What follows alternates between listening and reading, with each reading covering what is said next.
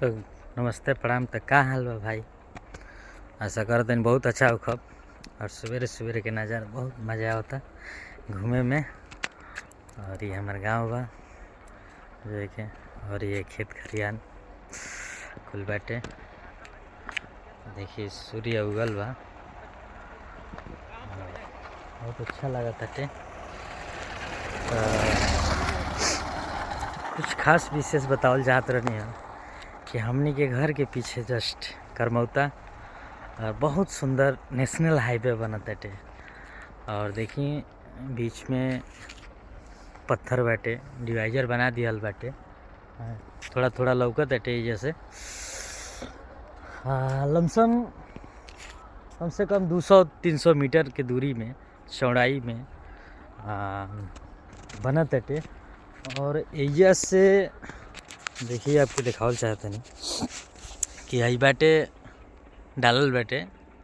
अब एजा से लमसम कुछ लोग जाते हैं उतना दूर तक ले, घर के जरी तक ले, बहुत काफ़ी मतलब चौड़ाई में 6 लाइन बने जा रहा बाटे हमनी के गाँव में। बहुत खुशी के बात बाटे। थोड़ा दिक्कत तो होबे करी बच्चन के आवे जाए में, लेकिन बहुत मस्त बाटे। अभी नज़ारा भी यही जलो कि बस सोमवार मंगलवार से कल से और देखिए काम चालू होके वाला बा। जो है कि आगे शीशो उसो सब कटाए वाला कटा तटे रोड पर के सब। और देखिए कितना डिवाइडर लियल बाटे, बहुत काफ़ी मतलब। और सिकंदरपुर तकले मतलब 15 गांव, और करमौता से 15 सीधे यही तरह भाटी होते हुए बनारा होते हुए जाई रास्ता ही। और निर्माण हो गई बा एकर। तो हम आशा करब कि बहुत अच्छा होकर। और लाइक करी, सब्सक्राइब करी और ज़्यादा से ज़्यादा शेयर करी। तो राय दी जा कमेंट में कि रोड बनत तो कितना अच्छा रही। तो बहुत मस्त बाटे, बहुत दूरी तक ले, बहुत मतलब दूरी तक ले रोड बनत बाटे। हमनी के तो बहुत खुशी बाटे भाई। घर के सामने बहुत गाड़ी जी यहाँ से, अब सिकंदर भी पूरा फेल हो जाई घर के पीछे से भाई जाई तो दिखावल जाते नहीं। मतलब बहुत दूर तक ले रास्ता ही बनत बाटे। कल से काम स्टार्ट बाटे हो जा। तो कहने कि भाई थोड़ा ब्लॉग वीडियो बना ली हम आइल बनी तो अपना भी तो भाई भर दिन अपन रोजी रोटी में लगा रहेला आदमी।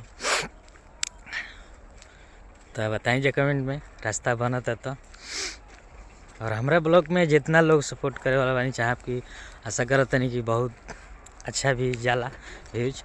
और हम चाहे आपकी सपोर्ट करी ज़्यादा से ज़्यादा कि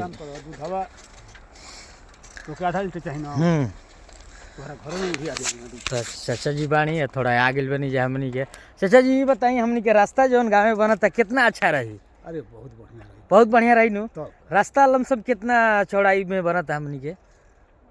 रास्ता हमके बुझाता कि अरे पत्थर बोलने बांस लमसम 200-300 मीटर के चौड़ाई में ही बाटे 6 लाइन बनत बाटे। बनत और यही के निर्माण में हमनी के बन जा बहुत सुंदर भी लागी। अरे सुंदर हाँ, लगी, सुंदर थोड़ा दिक्कत बा सुंदर लेकिन हाँ एकदम हमनी के गाँव के नज़ारा लौके लगी, गाड़ी इधर जाए लगी सर। हाँ तो ठीक बाटे। काली से तू